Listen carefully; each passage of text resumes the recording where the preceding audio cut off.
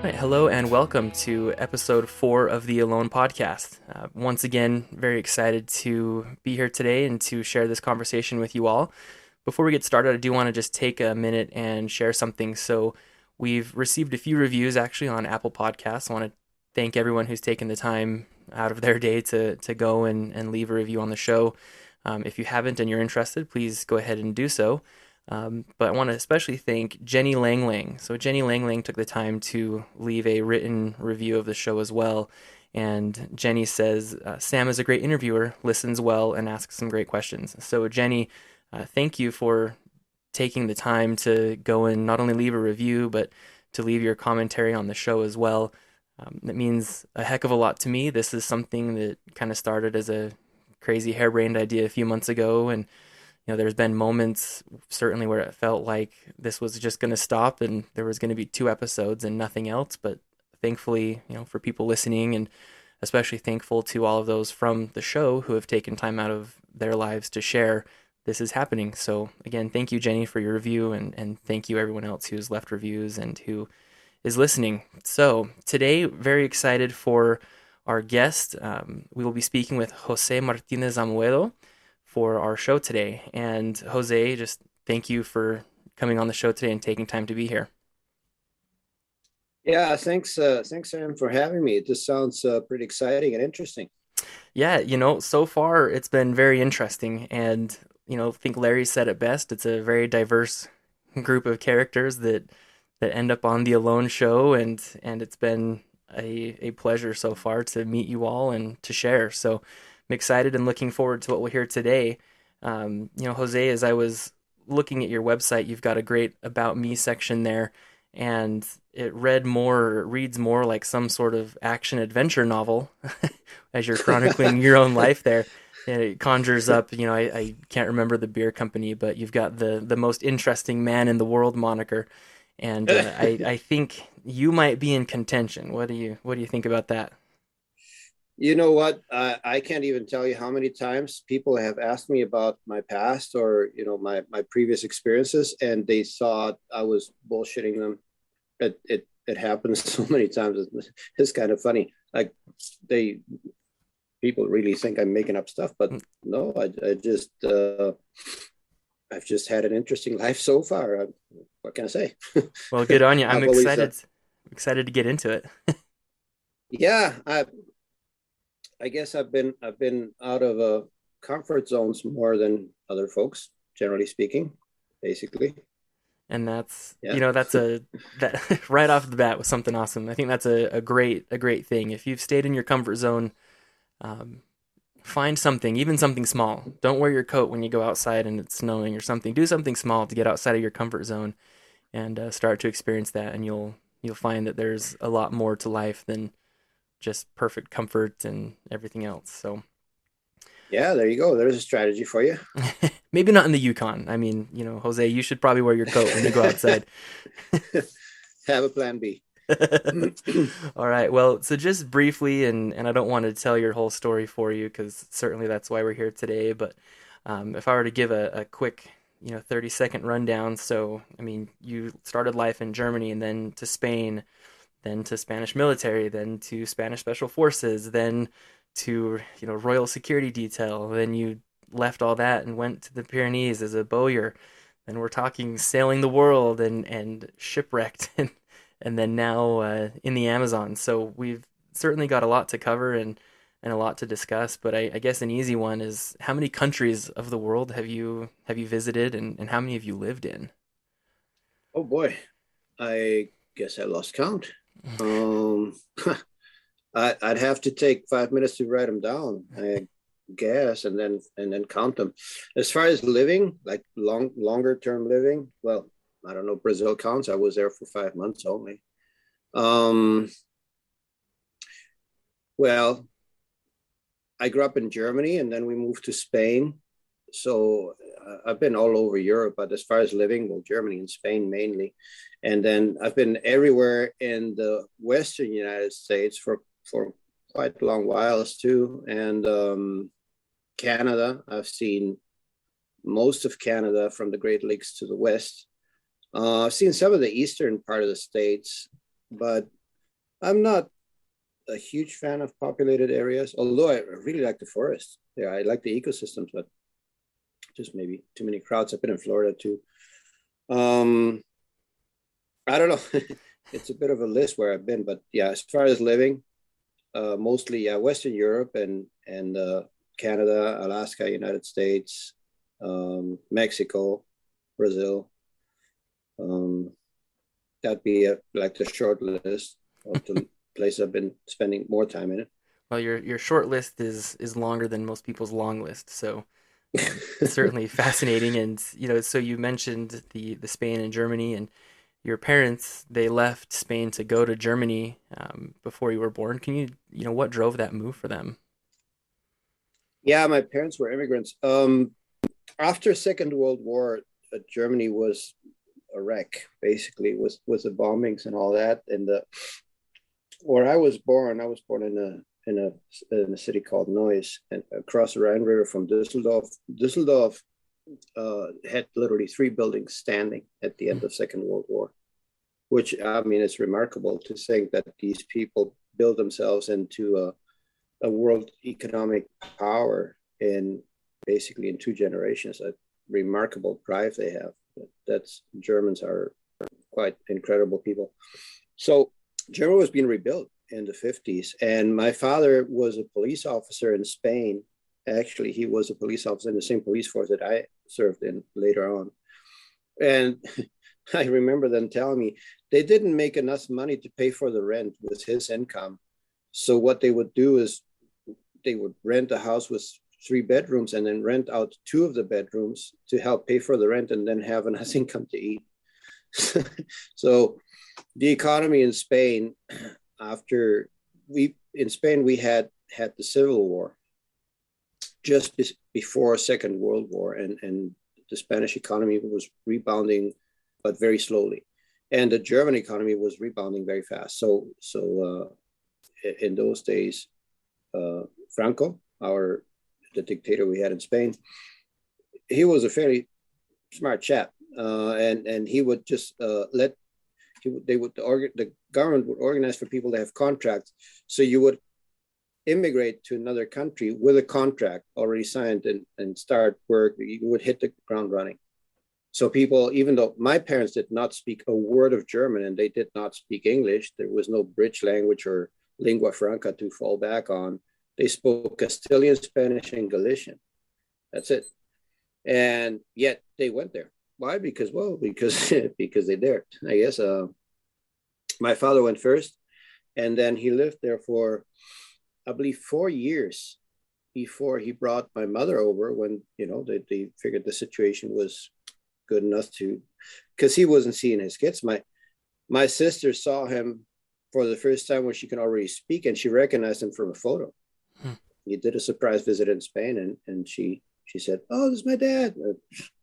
So they figured that it'd be better to go to Germany with the whole family, but that took some organizing, some years, because they didn't speak the language. They literally had to go to the store and buy food with like hand signals, but they made it work.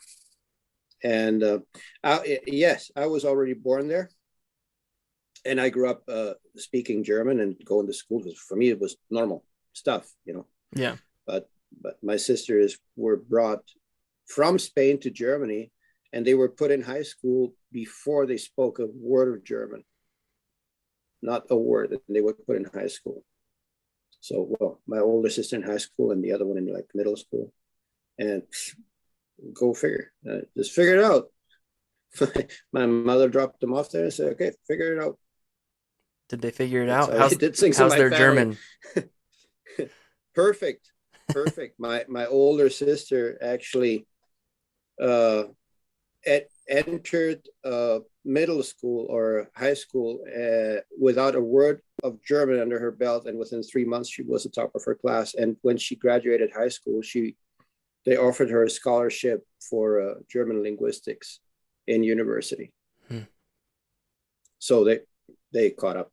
I was I was too much of an adventurous soul. I was never very good in school. Well, I was good enough to pass my grades and all that, but I was way more interested in my own books. So nobody offered me a scholarship.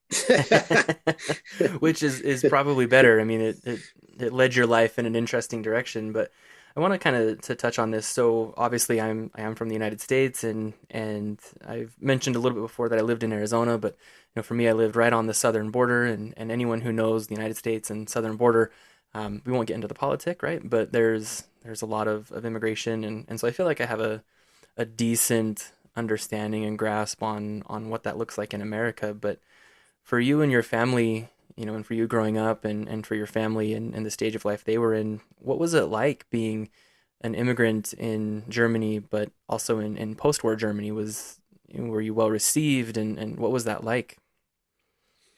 Yeah, well, by the time I was growing up, I was born in 1970, so the war was sort of a distant, kind of shameful memory for Germans. That immigrants were very common then in Germany, and I guess they're common again, but it's completely different immigration now.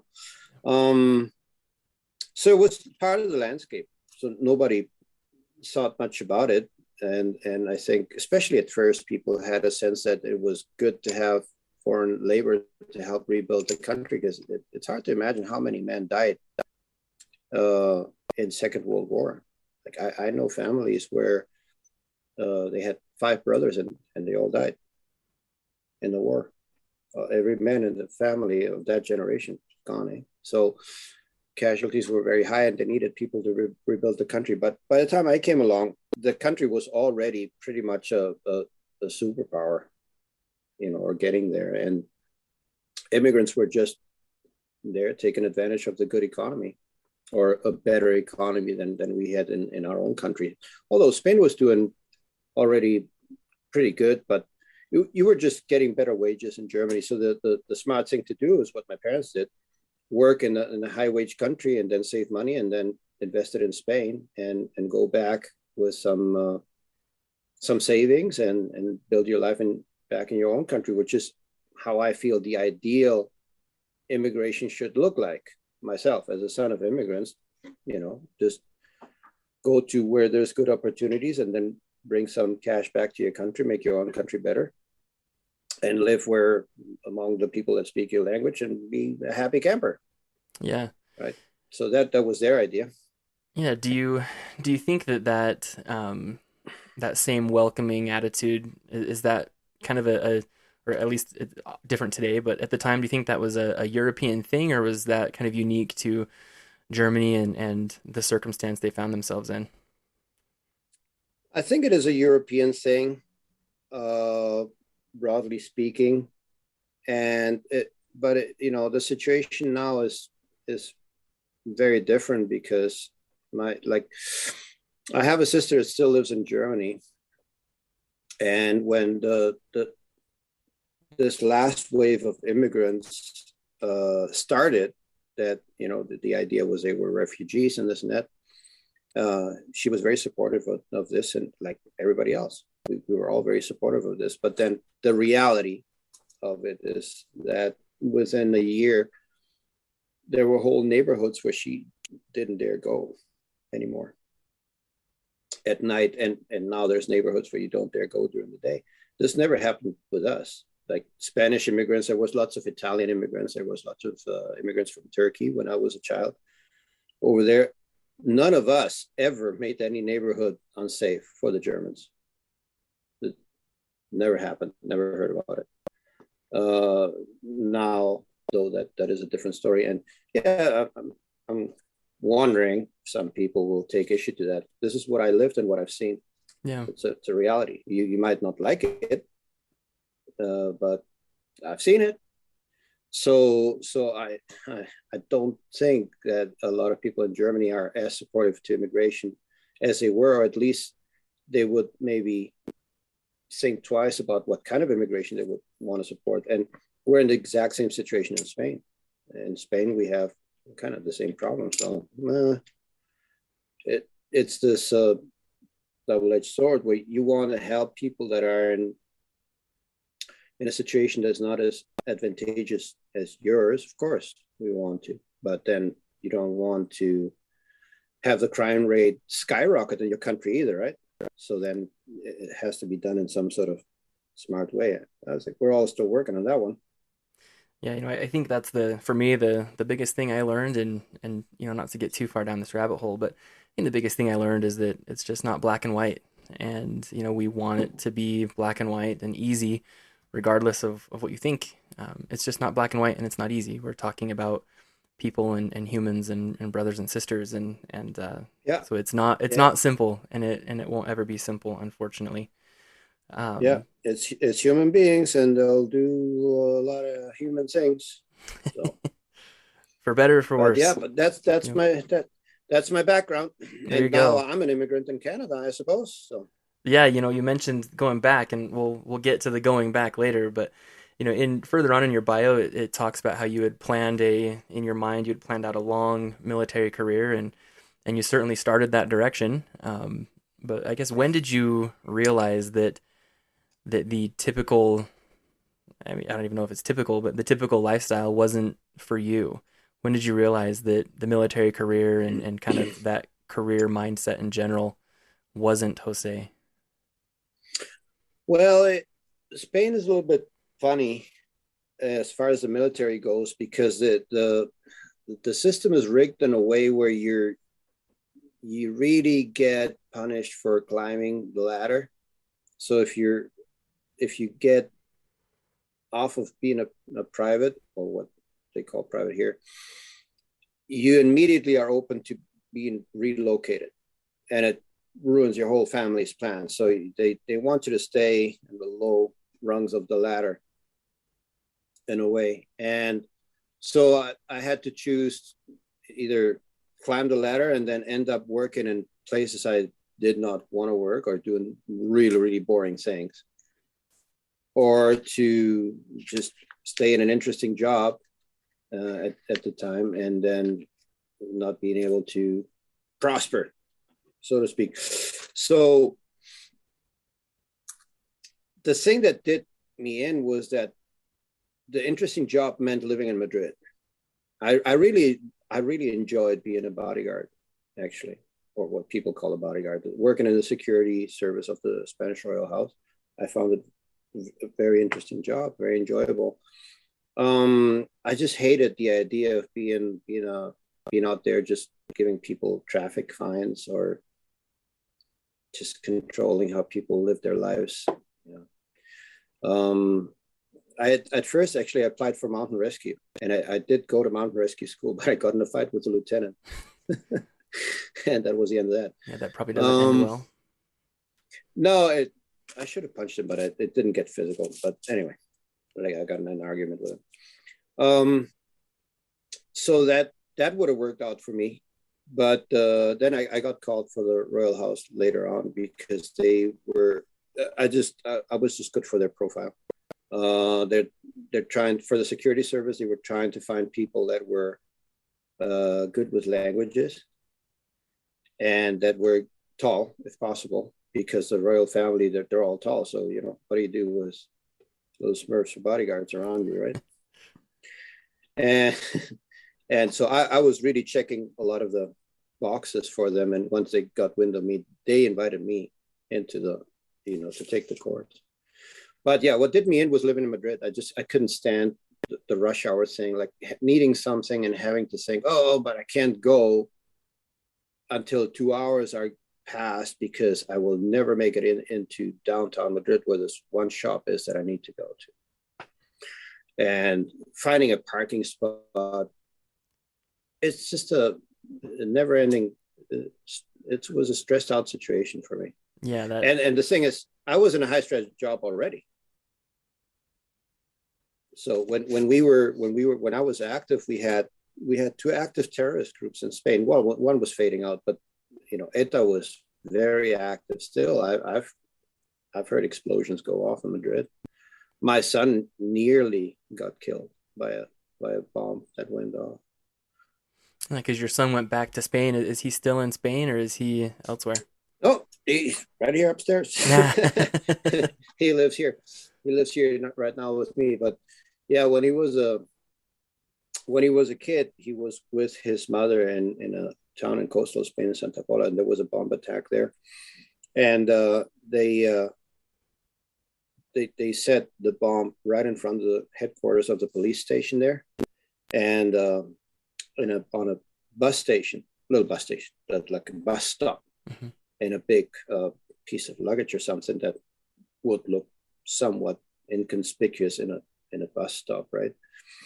And if I remember well, it went off around 6, and at the same time, my ex, she was driving with my son, who was probably 4 years old, something like that.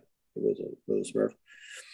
They were driving with a friend, Maria, to catch the bus at 6 o'clock. They were trying to make it in time to catch the bus, and they were late. At that bus So stop. they own, so if they were on time, they would have probably blown up my son. So we it was real for us. It was not this thing that happens far away, like Americans and especially Canadians think that wars are things that happen very far away and all that. And yeah, for now it is, but for us it was, right around the It was corner right some there. days. And yeah, it's not like the whole country lived. This is something that happened every 6 months. There was some terrible news like that, but it was there, and when we went out in our job, we had to, we thought about it, and we said, well, this might be the day when we run into some trouble somewhere, right?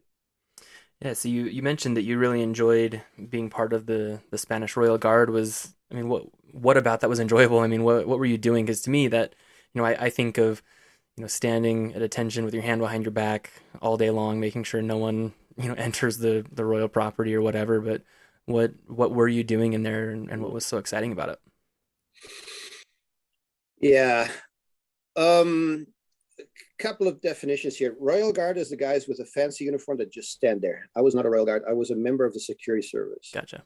So we're the guys wearing suits and ties, and or jeans and a jacket, depending on what your job is. To go more notice or more unnoticed. There's different levels. Um, what made it enjoyable? Well, for one thing, there was traveling. We traveled all over Spain, and sometimes we traveled abroad, so that's nice. And I found it much more to my liking to be in a job protecting people than to be in a job as a police officer. We were part of law enforcement, although we were also part of the military. Then being out there giving people fines or tickets, or policing people, telling them what to do or what they were not allowed to do, and this and that. That to me, it was much more to my liking to be protecting somebody's life.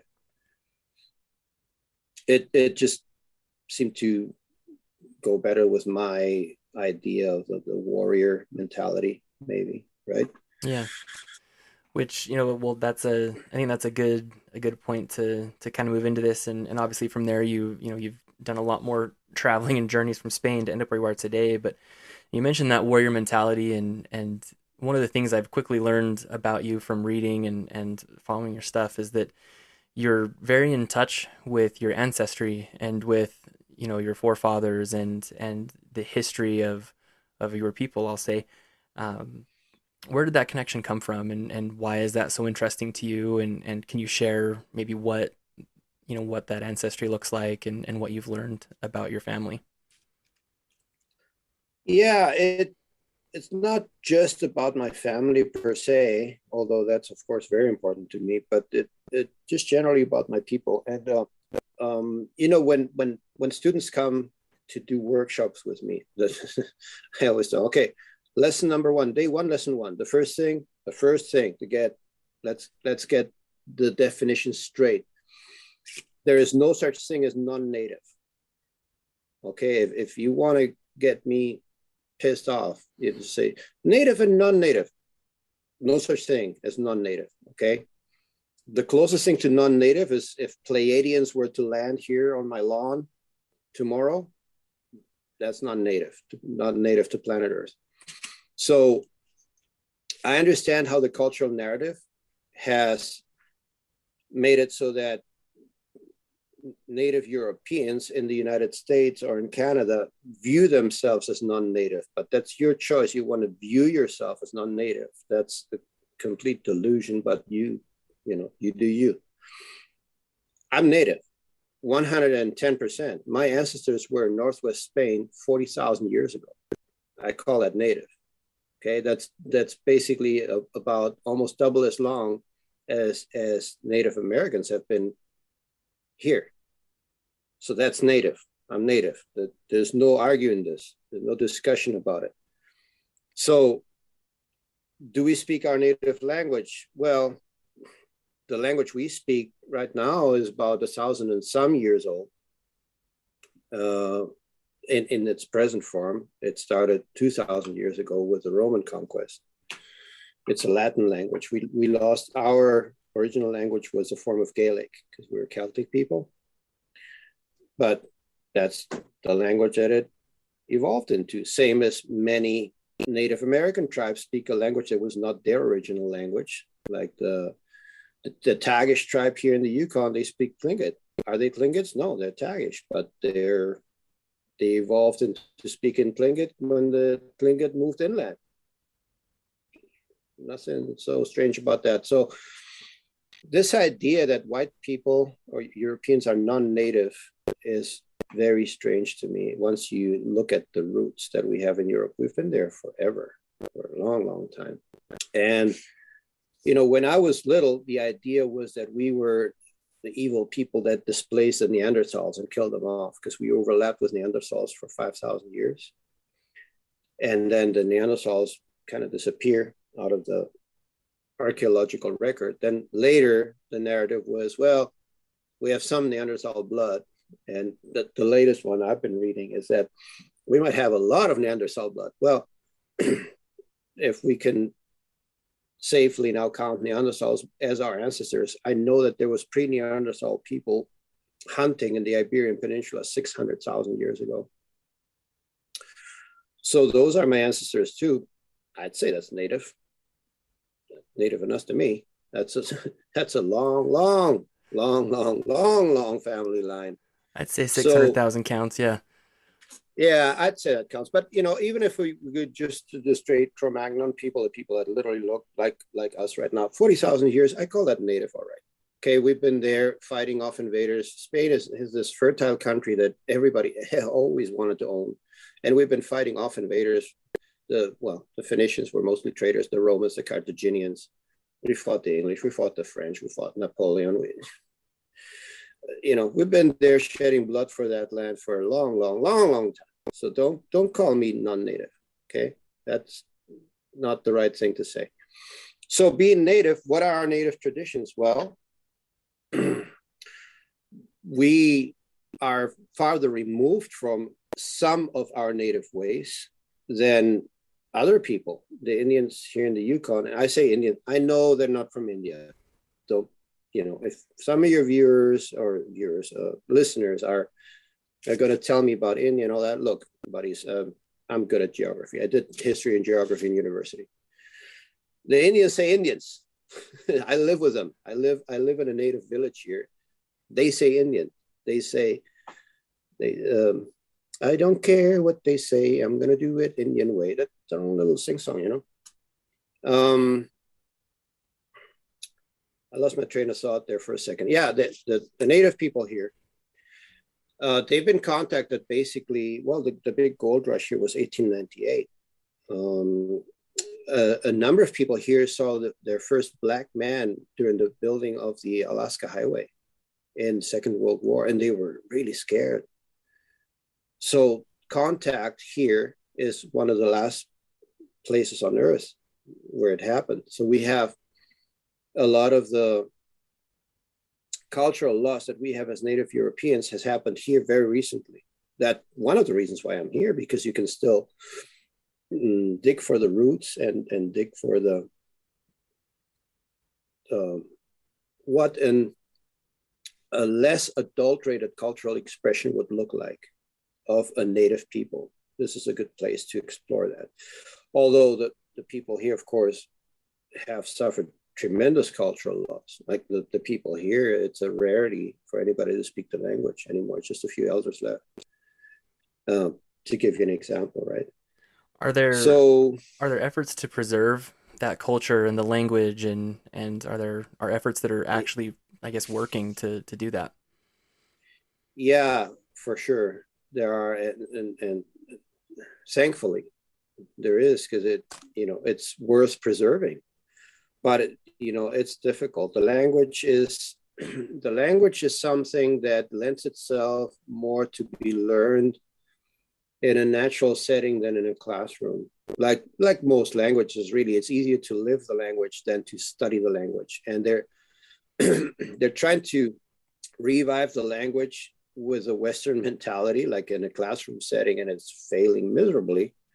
Where what they should do is just let kids spend time with elders in the bush, in bush camps, like in fishing camps and in hunting camps and trap lines and all that, and just speak the language exclusively. Little kids would catch on to it really, really fast. And in some families, that's still happening, but it is a bit of a rarity, sadly. So I'm witnessing cultural loss here, like as we speak, really. And I do my part to prevent it. Like right now, I just came from 1 month of teaching primitive skills at a man's healing camp that for native men up top of a mountain there by Whitehorse. So that's part of my job is, well, if somebody wants to know how did they make arrowheads out of stone? Well, I can show you. Then you maybe have to investigate exactly what type of arrowhead your tribe used, but I can show you the techniques on how to make them, and then you do the rest of the investigating. That's where I fit in, to help a little bit with the cultural loss aspect. As far as the technology goes, I can't tell you the language. I can tell you the stories. That your elders are there for that. You're supposed to go to your elders. Yeah, I mean, how long have you been in the Yukon and where you're at now? Well, let's see here. I came through in 24. Well, give me a second here. 2004. Yeah, 2004. And then I went sailing in 2004, 5. So I came back in 2006. I met Sean in 2007, on and off since 2006, basically. Okay. And have you But seen I've done it? a lot of traveling in the 2010s. A lot of traveling. So I was on and off, like maybe half a year here and half a year somewhere else. How much has it changed in your 12 to 15 years that you've been there? Um, that's a good question. The main thing for me personally is that elders die. That's the tragedy for me, that elders die. And the guys that were my instructors, my teachers here, my mentors here, I had a good friend called Tommy Moses, and he passed away a few years back. And to me, it was a big tragedy, because this was the guy that would take me out and would come and say, let's snare some lynx. And boom, we go snare lynx. Or let's set a net under the ice. He taught me how to set nets under the ice, how to set traps for different animals. Even just having conversations with him, this whole lifetime of experience. He couldn't read or write very well at all. He was taken out of school when he was a little boy because his father died of I think of the Spanish flu back then. And his older brother told him, well, dad is gone, we have to provide. And he just grabbed him, gave him a 30-30 lever action rifle and a sack of traps, and cut him loose out here in the winter on a mountain near my cabin, by the way, to set marten traps and catch marten. And, that was the end of his schooling. So he was, he grew up pretty wild. And man, I miss him.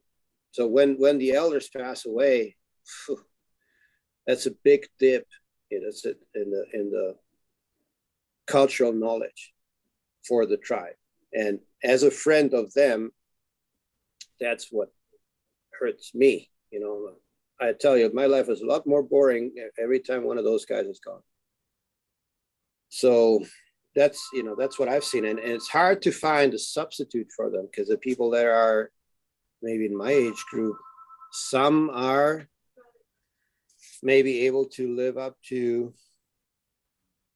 that. But, the people that are now in their 80s and were in their 70s when I arrived here, some of them had really still grew up literally out on trap lines, not seeing town for years sometimes. And you just can't compare the level of how much in touch they were with nature without even knowing it.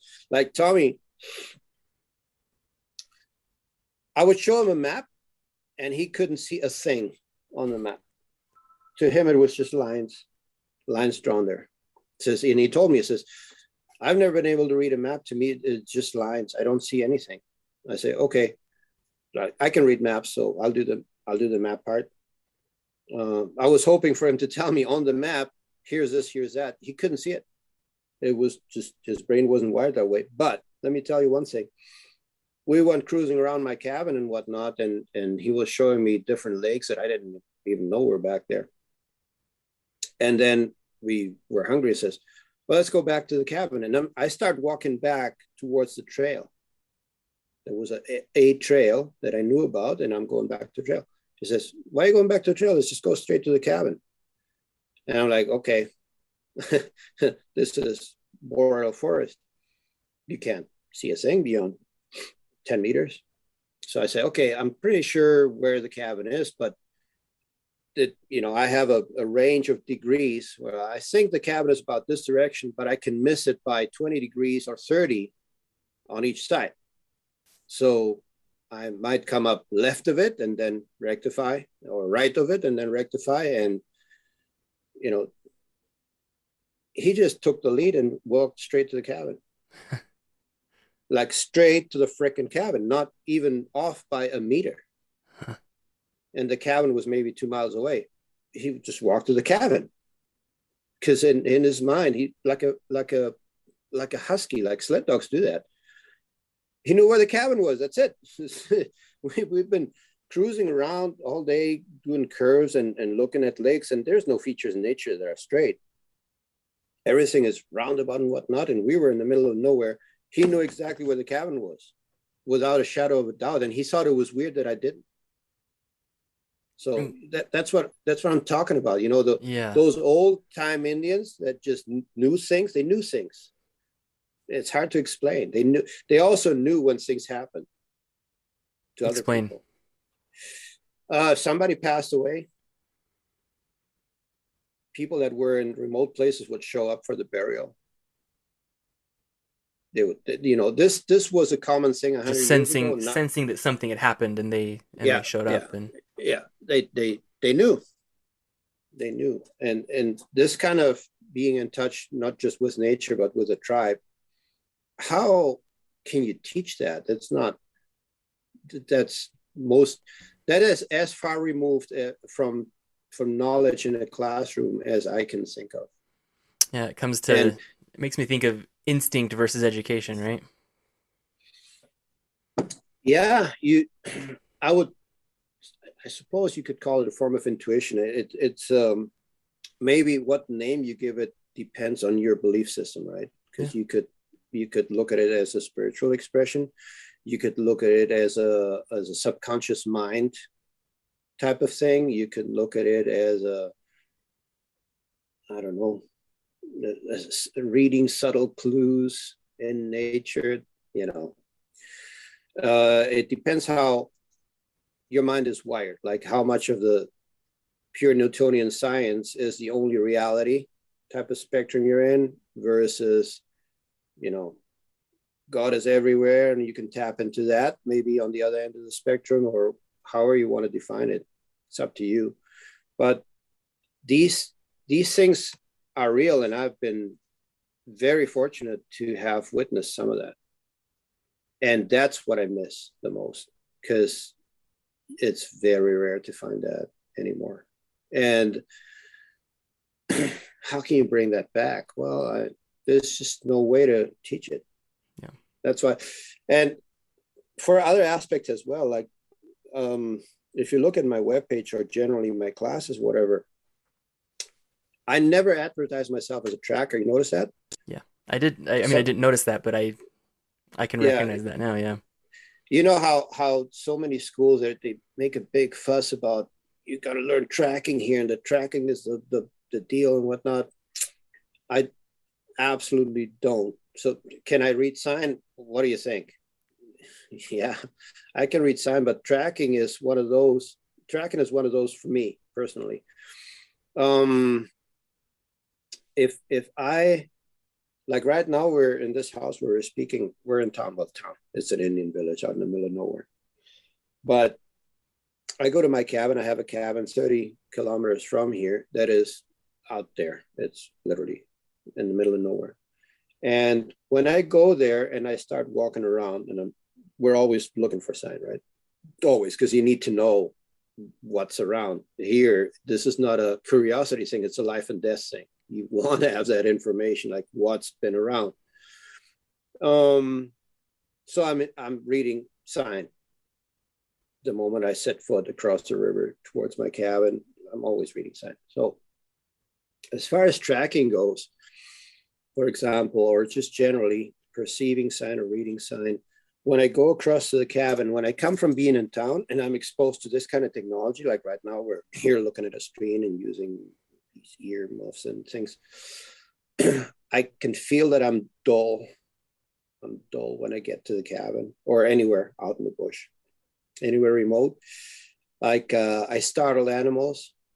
Instead of being able to sneak up to them, I miss things that I later then perceive. And 2, 3, 4 days need to go by without modern technology contaminating me until I'm able to truly catch up on sign.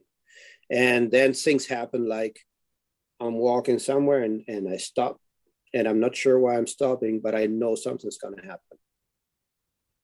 And I just stop and listen.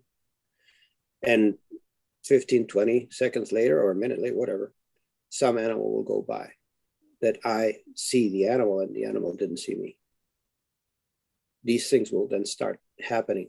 And then when I get to that level, then I can track, because I look at the tracks. If I really get into the zone, I look at a track and I just see the animal doing it. I can like see a movie in my mind of the animal doing things, and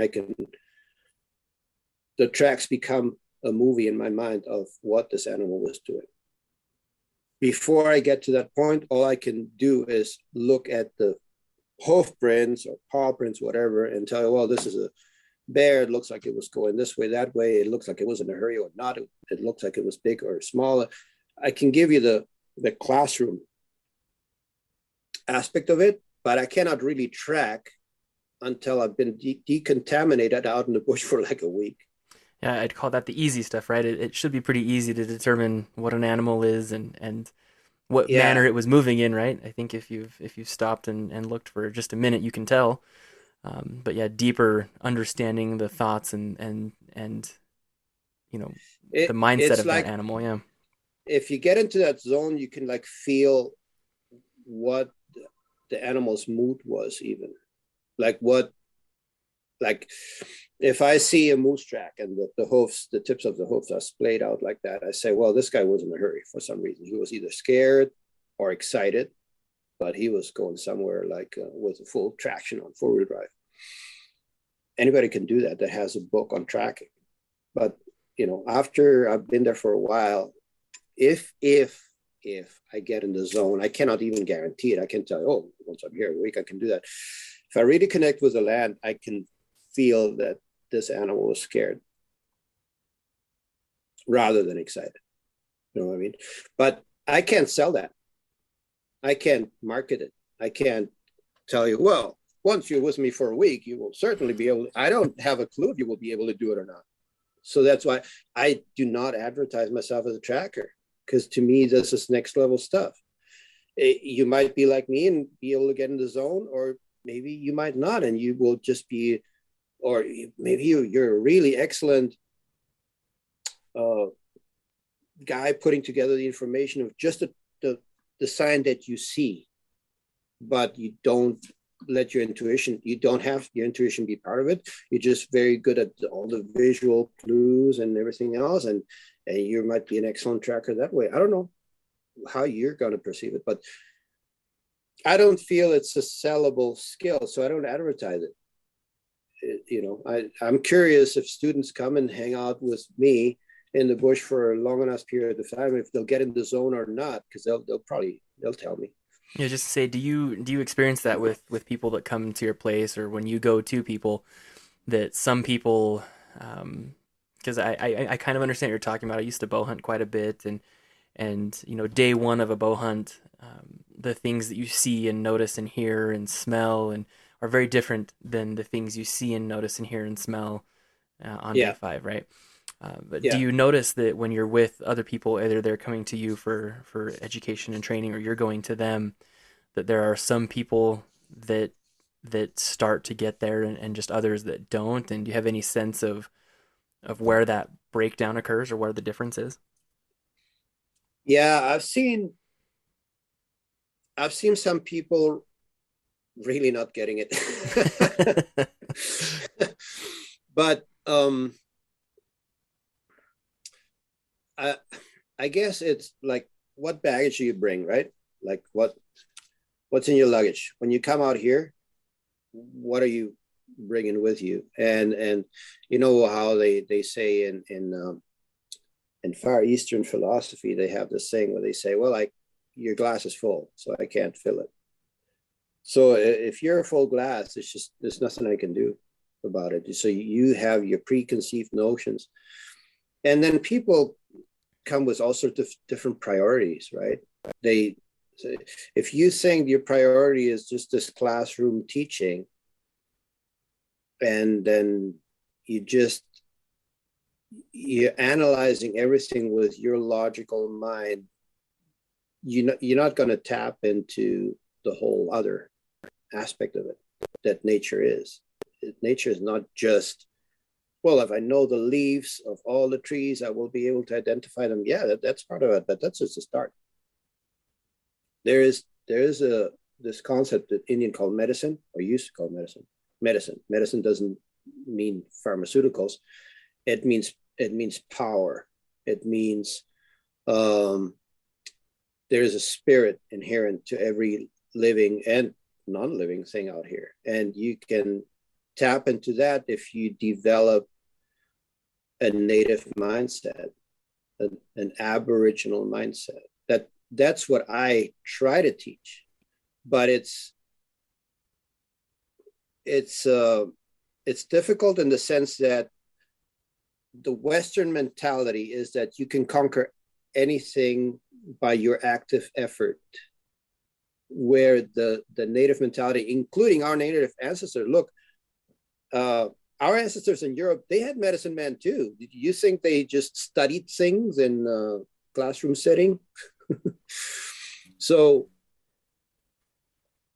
the difference is that you have to shed this idea that you can conquer everything just with your mind, because some of the knowledge and the skills will come to you out here, the real deep stuff, by surrendering to it, not by actively conquering it. So it's basically by surrendering to a feminine receptive spirit of approaching things, rather than approaching everything with this masculine conquering spirit. And there's nothing wrong with each of them. It's just a matter of time. Yeah. There's a time to do it the strong, assertive, masculine way, and there's a time to do it the gentle, perceptive, subtle, feminine way. Yeah, And this has it's nothing to do with your gender. Nothing whatsoever to do with your gender. That there's plenty of women nowadays that are 115% male cognitive and will not get it, and there is the other way around. So we're not talking a gender thing. This is an attitude thing, right? and I think we typically on this show, I don't stray too far into actual experiences on the Alone show, and Certainly I'm not going to do that right here, but you can definitely see, for those that are thinking about what Jose is discussing, you can certainly see when you watch the Alone show those two different approaches of try and ram it through versus try and exist and get into the spirit of where you are. And so for you, Jose, I'm interested in, I think and maybe I'm wrong. It seems though that kind of that hard charge, ram it through, beat through it mentality is very common. How did you cultivate, or did you have any experiences that led you to understanding that more spiritual, I don't want to call it softer side, but the more spiritual, softer side of that existence? Yeah, I wonder myself if soft is is the definition. Um, you mean during the show on Just Vancouver in Island, or just general, generally? in your life, yeah, in your life in general, how have you gotten in touch Oh, with that other aspect? nature has set me straight so many times. So many times. I failed so many times by trying to be a bully with nature and saying, no, I can wrap my head around this. And then nature has gently, and sometimes not so gently, shown me, no, you can't bully me. You can't squeeze the knowledge out of me. You can be open to the knowledge I'll give you, though. Time and again, time and again, time and again. It's hit me in the face. Like, oh, shit. Once I stopped trying, it came to me in completely unexpected ways. And I'll give you an example, just a general example. And this is something that I teach in my classes as well. You've heard, like, when they talk about, for example, plant medicine, like pharmaceuticals, we're talking this time. They say, well, our ancestors are commended for their efforts to discover plant medicines through trial and error. You've heard that before, right? Okay. I believe in the long history of stupid things to say, this has been the crown royal of all of them. I don't think there's much that can be more stupid to say than that our ancestors figured out plant medicine through trial and error. And a 30-second analysis will show you what I mean. If you take the parts of a plant that you can use, let's say that the leaves, the flowers, the stems, the roots, whatnot, let's say that 4 or 5 variables, you multiply that by the ways in which you can prepare them, like you can dry them, you can make teas out of them, you can make infusions, like you can make decoctions, you can make tinctures, you can sniff in the powder, you can inhale the smoke. You started with 5, 6 variables, you're multiplying that times already about 12 variables. Then you multiply that by the number of ailments that human beings can have, from a sprained ankle to pneumonia to the frickin' leprosy. Okay, and now you try to combine that. The number is already in the millions of combinations. And now you have to have computer level record keeping to know which ones you've tried already. Well, let's not try a poultice of the mashed roots of, I don't know, mullein for a sprained ankle because it was tried already 325 years ago by Grunt in a cave over there in France, and we know it doesn't work. Saying that plant medicine was discovered by trial and error is basically the crown royal of stupid things to say. What do native people say? Native people say they relate to the plants. They have dreams. I've had it. People can have it. You have experiences where these plants are a form of consciousness. You are a form of consciousness. You can communicate. And then you get the information. Is that so? So of course, that is contrary to Newtonian science. So somehow we have to pretend that we believe that trial and error is what did it. These guys didn't have labs, and they did not have computers to keep records. How is trial and error even remotely possible? It's completely impossible. We know it. The numbers don't add up. So then why don't you believe native people when they tell you this is how we do it? We have dreams, we have intuitions, we know, or we have, like, say, spirit animals that guide us and tell us about these plant medicines that they know. oh my God, we can't do that because that is not Newtonian science. Therefore, it cannot be the truth. Yeah, but trial and error, that's the truth, right? So are you, at some point, you have to decide if you want to believe in stupid or not. Because some things about Newtonian science are stupid and some things are brilliant. Well, let's keep the brilliant ones. Let's not believe in the stupid and explore other options. And the other options always lead invariably to the fact that there is more to consciousness than we've been told. As all native people that are still connected know, and you can easily, as a descendant of native ancestors, you can easily find out about it. So that is maybe the part that I enjoy most, and that is more relevant to me of my classes. Like how exactly to make a bow drill fire is learned within a day. Then you can practice it or not. And it may save your life. It's good to know. It's good to know. But I think that the rabbit hole goes way, way deeper than that. And I wonder how many people are interested in that whole aspect. It's like literally the skills, the techniques are just the tip of the iceberg, to my mind, anyway. Yeah, when I mean you've obviously taken this whole, I don't even know how to describe it. You've taken this very deep and you take it very seriously. Did you start out, I guess, learning these skills in that spiritual mindset, or did that type of mindset come later for you as you learned more and more and got more in touch with what you were doing? Actually, that's a good question. You're making me think about it. I guess I don't think about it all that much. I just do my things. I remember as a small child, not that small, but maybe, I don't know, 7, 8 years old. My parents were Catholic, and they took us to church every Sunday. I stopped going to church when I was 13 because I kind of rebelled against it. And I just felt that organized religion was not my thing, my way of doing it. But before that, I had realized that for some reason unknown to me, I was very interested in spirituality, even as a kid. Like I felt there had to be something behind things, like a driving force or an underlying presence of some sort. It didn't make sense to me that there wasn't, because I felt something, right? And so that, and this was a surprise to me, because I thought, why the hell am I interested in this? I had a very rational mind. I'm kind of borderline on the autistic spectrum, I think.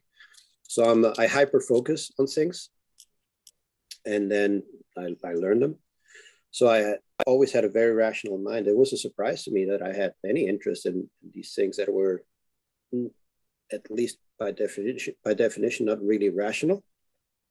But there I was. This is how I felt.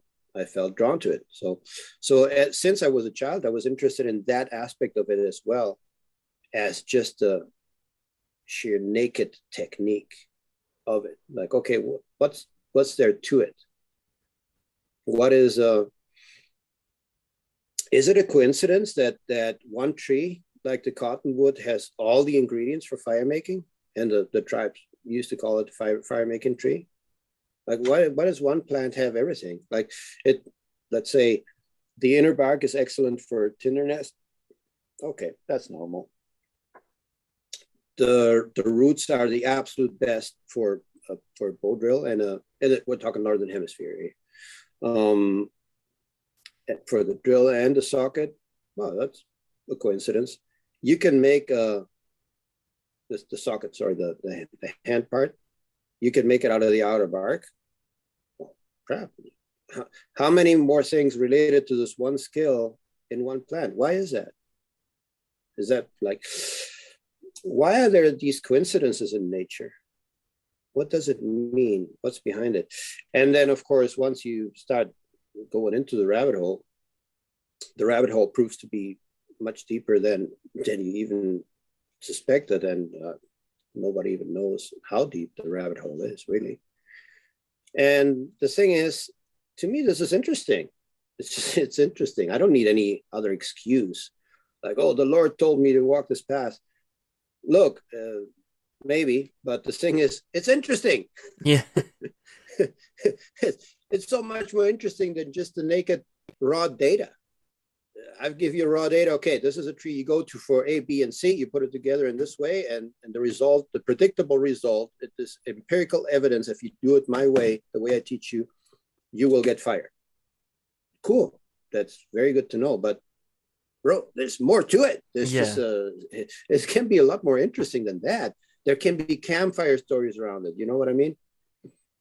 Yeah, that's so fascinating. And so I guess in that regard, and if you can't speak to this, that's fine. I know that, well, I'm going to use your favorite term here, but I know that you've spent a lot of time studying native spirituality, and obviously we've, whether one knows it or not, I think we've been talking about that for the last like 20 minutes. But are there explanations in native spirituality for these things like the cottonwood or fire making tree and those types of things that we're talking about? Yeah. Well, again, we want to be careful to not narrow it down. When we say native Yep. spirituality, we're not just saying Indian or Native American. Okay, this is in everybody's ancestry. Yep. All my people, your people. What are your ancestors? Which part of which part of the world do your ancestors come from? All right, so we've got some German, and Mhm. mainly from Wales and England as well. Okay, so Germanic people and some Celts thrown in there. These were native people Yep. until they were basically civilized, whatever civilized means, until the mainstream culture in these geographical areas became, well, fell under the influences of a different kind of knowledge that brought about a different kind of worldview. So then it's, safe to say the majority of Germans or people in Wales, for example, or in Spain, have a worldview that is a non-Aboriginal worldview. But the DNA, the history is 110% native. That Germans are the native inhabitants of what is now Germany. They've been there forever and ever. So they are the tribal people from there. And to my mind, I think that regaining a level of Aboriginal thinking is really what we need to stop mismanaging the planet. I think it's a survival skill, in the sense that that an Aboriginal mindset is always based on sustainability, right? You don't out hunt your hunting territory to have a feast today and then let your kids starve next year. You don't do that, Yeah, right? I'm reading a book right now actually about a shipwrecked crew off off the south, basically between New Zealand and Antarctica. And it was an Mm, interesting point that they, I'm just at this point in the book, which is why I bring this up, that this group of, I think it was 5 men, had been shipwrecked, and they'd been on shore for, I think, about 4 months. And one of the struggles they started running into is that all of the, basically all the shellfish, all the limpets and whatever else that was within 3 miles of where they were had been used up. And, yeah, and it was so cold and the weather was so harsh. The sea lions were gone, that they started starving because they couldn't travel far enough to get food, because they had decimated everything in their region without thinking to leave some to keep going forward. So it's just an yeah, interesting. I'm reading a yeah. book and I literally just read that last night, and you talk about it. So Well, we're doing that on a planetary level, right? And generally the response, the non-Aboriginal minded response, is to find ways to travel further to exploit more resources from your neighbors, right? Um, we have to rethink that. We only have one planet for now. We don't want to trash it. Like I say many times, if we had 10 planets, we could be assholes about it and say, "Oh, we can trash one." yeah, don't get me Right? started on us leaving here to go to Mars. That that's not the point of this here show, but I could talk for a while about how I'm all for space exploration, but if we don't have our crap together here, what on earth are we doing Yeah. taking our disaster somewhere else? But we won't. And here's the deal. Here's the deal. I think we're being watched on how good of a job we're doing here. I'm not sure if we're going to be permitted to go trash other worlds. Man, I think humanity is right now in a stage where we're adolescents, we're teenagers, and we're behaving very irresponsibly with the powers of an adult. Like, let's say you have your driver's license already, but with a mentality that's still childlike. And then we're living our lives with very shallow principles and very shallow desires, the things that we want, when you're a teenager. The most important thing in the world is to get the last generation freaking iPhone. Yeah, that's the thing to live for.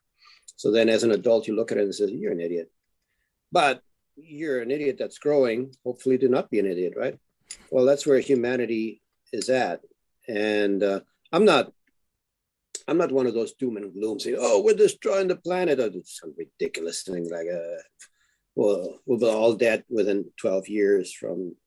Look, the capacity of nature to heal itself is pretty much unlimited. The thing that is at risk is humanity itself. Nature, you can't destroy nature. I was just going to say thank goodness. The joke's probably on all of us, right? Because we're being allowed Oh, yeah. to be here. And the minute that we're not supposed to be here anymore, that we've overstayed our welcome, I'm sure that's gonna come right. No, nature. Look, the planet can find another species to be a steward, and which is what I think is our sacred role on a planet, is to do stewardship, right? This planet has shed species left, right, and center since the beginning. Where the hell are the dinosaurs? Where are the mammoths? Species come and go. This whole thing with climate change, that's another can of worms. But the planet changes, species disappear. We can disappear too. That's not even, nature will find a way to renew itself. We might destroy a number of species, and then nature creates others to fill in the roles that she needs filled. That's not the point. The point is, will we grow to be adults?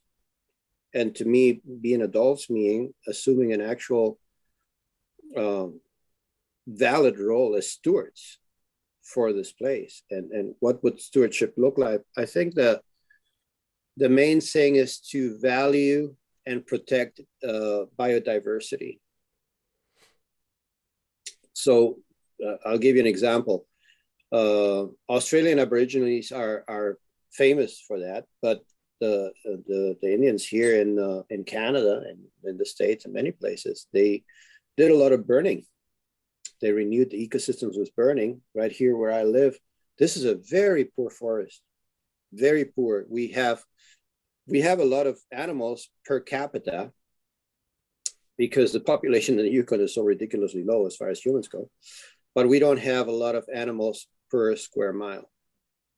Okay, so if you look at an eastern deciduous forest in, say, upstate New York or Pennsylvania, one of these places, there is a lot of life there. And well, if you go to the jungle, it's ridiculous. But here, the boreal forest, there's animals, but boy, you better know where to find them, because you can cruise a lot of bush and not see a thing. And right now, winter is coming. Everything that has wings, except for 6 or 7 species, has flown away. It's a silent forest, literally. So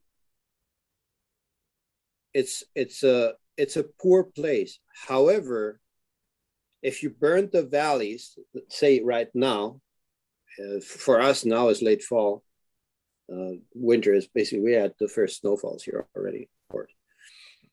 If you let the bottom of the valleys burn, and you had grasslands in the valleys, and then you had forests on the slopes, then you'd have all the grass eating animals in the valleys. Let's say the buffalo, which we have here, farther in the central Yukon, you would have elk, you'd have deer, and then you'd have the moose in the wetlands, and you'd have the caribou up the mountains, and whatnot, you'd have more biodiversity. Of course, the idea of burning part of the forest for biodiversity would drive a lot of ignorant people absolutely bonkers, because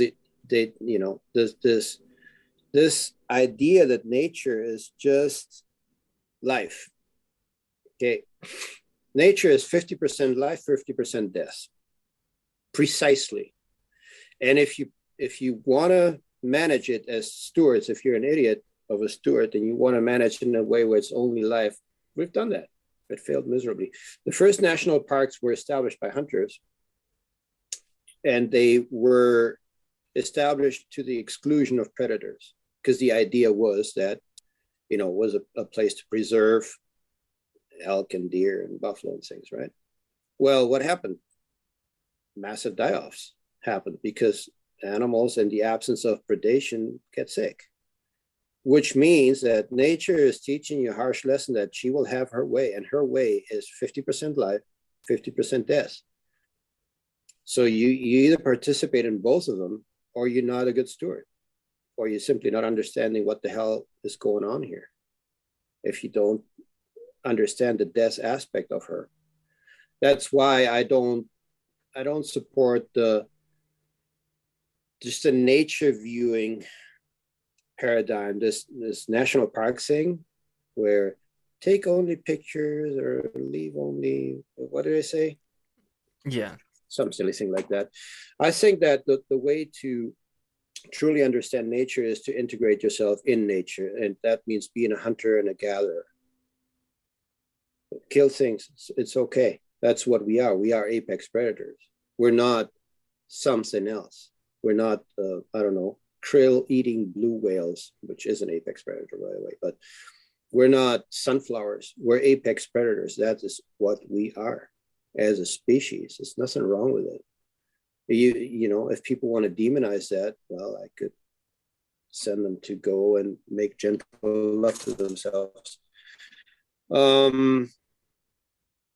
This is our birthright, to be apex predators. And as apex predators, and with our intelligence, we have the tools to make an excellent job out of managing or helping manage ecosystems and keep them in balance. We have the tools. Other critters don't have those tools. And maybe beyond that, the most important aspect, because I also don't have a lot of patience for that rhetoric, like, oh, humans are just another animal and the planet would be fine without us. Not really. In the sense that if you think about it, if we use technology with an Aboriginal mindset, I have no problem with technology whatsoever. Okay, what I do have a problem is with mismanaging technology. And there might be a problem with how much technology where, so there has to be a wisdom behind it. Like, I imagine you have a chainsaw, right? Oh yeah, of course I have a chainsaw. Naturally, I have a chainsaw. We have to cut 13 cords of wood to keep this house warm. Yeah. So you've got a chainsaw, you use the technology, but what and where and how you select to cut is a different mindset, right?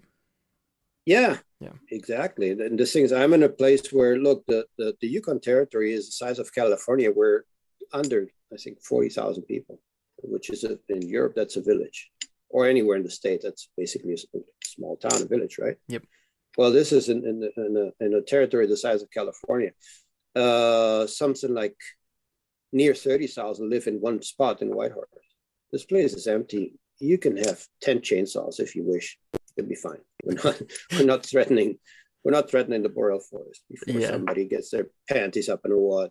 I have a chainsaw, and I have an outboard motor for my boat, and I have a what they call a high-powered rifle, and I have a gill net, made out of nylon strands. Why? Because they work. They work great. Now, would I set my net and forget to tend it? No, I wouldn't. Or would I set my net? It's a matter of wisdom has to guide it, else it won't work. It doesn't matter. Intentions don't matter. Technology doesn't matter. What matters is, it has to be guided by wisdom. So what I was saying about oh, we're all just another animal. No, we're not. If we use technology, conceivably, we could protect the planet from planet killers, which are asteroids. Ever thought of that? Asteroids are a real and present danger to life on this planet. If we want to be stewards of this planet, this is one area where our technology should be focusing on. Like to be able to literally protect the planet from asteroid impacts. Can a grizzly bear do that? Can a pelican do that? Yeah. Can a cottonwood tree do that, or a birch tree? No, we can do that conceivably. And I'm not sure if we're there yet. I doubt it. That's not an easy feat, but yeah. See what I mean? So we could be stewards of this planet at that level, literally protecting the planet, protecting the biodiversity that we have, to not have to let the whole system go through another long ice age and a massive die-off of species and whatnot. We could protect the planet at that level. Instead, what are we doing? We're listening to stupid music and yearning for the next model iPhone to come out. So there's just too many people on this planet right now that are living their life in complete and utter lack of consciousness. Disconnected. And that's what makes us barely sustainable for the planet right now. The lack of consciousness. Nothing wrong with us. We're not bad people. There are bad people, of course, but generally speaking, when you travel and you meet people, you realize quickly that most people are good folks. Yeah. And just about everybody has the best of intentions, and they want the best for their families and for their kids and whatnot. It's not like they go out in the morning and say, well, let's destroy as much of planet Earth as we can so I can get rich right now and screw everybody else. They don't think that way. They're just unaware of it, what their decisions and their choices mean, right? Yeah, I think that's a very important and nuanced understanding of the human condition, right? I think we typically like going to Mars, right? I don't think the, the intent of the desire to colonize Mars is to trash Mars, right? I think it's the idea is to be beneficial and help life here and whatever else, but sometimes we don't always think through the consequences of our actions before we take them. And unfortunately, the time to think through the consequences before you make the action, but something I want to talk about. I know we're kind of running long here. We need to get you back to your day, but something I think I would be missing heavily is your involvement in medieval full contact fighting. You sent me a picture. You sent me a picture the other day, and I'd seen a couple of pictures online on your Facebook page. That look like the consequences of medieval full contact fighting, and I didn't realize this was a thing. Can you talk about that for a minute? And I mean, what is it, and what level of organization does this sport have, and what do you do? Well, I'm just I like interesting hobbies. Basically, I just don't like to be bored. Basically. And I'm not easily bored because I have so many cool hobbies, right? Yeah. I've been a lifelong practitioner of martial arts. I started at age 13 in Spain when we moved back to Spain. And I was doing Eastern martial arts, a very traditional style called Goshindo. And it was fun. It was great. And oh my God, I was so lucky to bump into that because I could have been a teenager in a lot of trouble, because I was, it's not like I was a bad boy or anything. I come from a good family. I had great parents. But the thing is, I was completely unafraid of anything. And I would have tried anything. I would have tried or done anything if I didn't have that balancing philosophy to guide me, which was martial arts for me. It probably saved my life because I could have been a real bumhead. So I've been a lifelong practitioner of it, but at some point in my life, like later on in my 30s, late 30s. At some point, it dawned on me. I said, "Okay, wait a second. I'm a Spaniard. Like, why am I always practicing the martial arts of somebody else's ancestors? Like, I come from probably some of the most warlike people the planet has ever seen, if we can take credit for something. My ancestors must have had martial arts. They didn't just grab a sword and go into battle. They must have trained. There must have been fencing. There must have been a skill set, right? Or were they idiots? Well, it turns out they weren't idiots.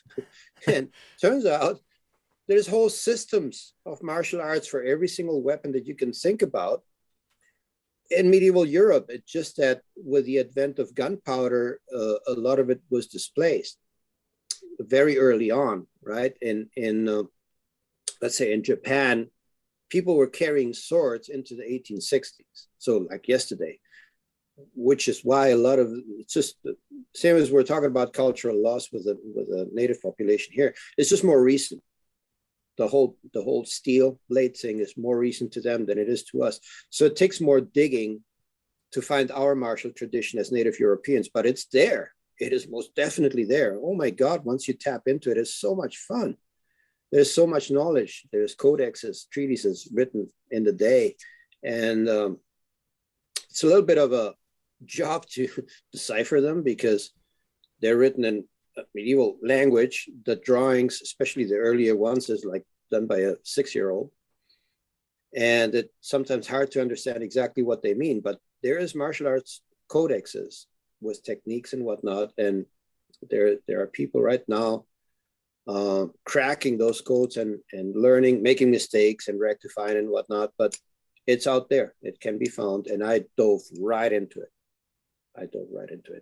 And then I found out that some crazy Russians and Ukrainians were having high-level championships doing this, like fighting in armor. And with the internet, the first video started coming out of that, and I said, "Oh my God, this is it. This is most definitely what I want to do." And started fishing around. In time, Spain created a medieval fighting team. The United States has a medieval fighting team, and Canada, whatnot. And I just started going deeper into that rabbit hole. And eventually, I have participated in several world championships in medieval fighting. Right now, there's 2 major associations, the IMCF and HMB, which is basically like Eastern, Western thing. So which is good because you can have 2 world championships a year instead of 1. And normally, the COVID thing, of course, put everything on hold. But we used to go every year to Europe to fight 2 world championships by some picturesque castle in a different country every year over there and have a tremendous amount of fun. Hey, yeah, I get injured too and whatnot, whatever. I never had a broken bone before I started practicing this sport. Now I've had several. So yeah, it's just a quest for, once again, to find out how my ancestors did things, what motivated them, how did they train, how did they fight, what did they feel. And oh man, it's been very exciting. And just to be very clear, when Jose he says get a little injured here and there. I mean, if you haven't seen a picture of someone who was on the wrong end of a medieval fight, it's pretty spectacular. I mean, I've watched obviously modern combat sport and seen the aftermath of modern combat sport, which is oftentimes not pretty. And I mean, this, the things coming out of this medieval stuff are pretty fierce. I mean, what kind of combat are we talking? Is this hand to hand? What kind of weapons are you using? I mean, what are the rules? I mean, is it full contact? I mean, how do you win? I mean, what does that look like? Yeah, man, the picture I showed you, that's just anecdotal. That's just a shiner. That's nothing. That is nothing. I nearly got killed in Prague a few years ago. I lost my helmet while a battle axe was coming down on my skull. And the kid probably saved my life, a German fighter. He went like, he couldn't stop the blow, but it didn't follow through full force, else he would have killed me. I got 22 stitches out of that one. So I've had much worse than the picture I showed you, for sure. I've broke a couple of ribs in Moscow. I've broken my right hand and my shoulder blade in a castle in Spain. Anyway, it's been a few. So what does it look like? Okay, so there's basically two categories, two main categories. One is group fights and one is duels. In duels, we have duels with different weapons depending on the organization that runs it. Basically longsword, sword and shield. One of them has sword and buckler and pole arms. And basically, because it's one-on-one, there can be marshals around counting points. So you score points on your opponent. There's strike zones that give you points and all that. And if you hit him on the shield, of course, no points. But then if you defeat his guard and hit him, say, on the leg or on the helmet, then that gives you points. And at the end, they count points and give you the result. In a group fight, basically, the rule is very simple. Last man standing, his team wins. So you have to take them down. You have to take them down. How does it look? Well, a lot of times it looks like grappling in armor and throwing guys. Other times it looks like, coming from behind a guy and, smacking him in the helmet with a battle axe hard enough where you make him pass out and fall on the ground. So whichever way you can do it, that is legal. There's strike zones that are not allowed. You can't hit the back of the neck. You cannot thrust under any circumstances. So it's just impact, like strikes. Yeah. You cannot thrust in the sense that would then give a possibility. Early on in the sport, there was a couple of accidents when thrusting was allowed because weapons can go through the slit in the helmet and go into the eyes and potentially in the brain. So no thrusting, it's just blunt impact. And so the back of the neck, the groin area, the back of the knees and the feet are all illegal areas. You can get a red card for striking those. But battle axes to the back of the head are fine. Yeah. Yeah. I got switched off in Prague like that. Like the lights went out and then the lights went back on and I was on the ground. And I didn't see it coming at all. Well, should have turned around. This sport teaches you, it really teaches you about your intuition. You just have a feeling something bad is happening behind your back. You better turn around real quick. Goodness, my friend. So 2022, are you back at it for next year? I can't wait for traveling to be open again. I hope so. And they keep, the events are announced, but then they get canceled because the restrictions are still in place. Yeah. So we just lost, four events, basically, 2 world championships in 2 years. And I hope it opens up and we go back to that. And, I'm not getting any younger. One of these days I'll probably stop participating, but I train people to go. Before the whole COVID baloney and all that happened, I was the trainer that furnished the majority of fighters for Canada in the World Championships. So, and we're the northernmost team. Actually, we're the northernmost team in the world, the company of the White Wolf. Huh. And we're looking forward to it reopening. That would be nice. I've been missing a lot of fun and teaching at the big gatherings down in the south and whatnot. We had rabbit stick again this year, but I couldn't make it. I was teaching up here in the Yukon. Yeah, it's funny. I've got a friend who he's in the knife world, right?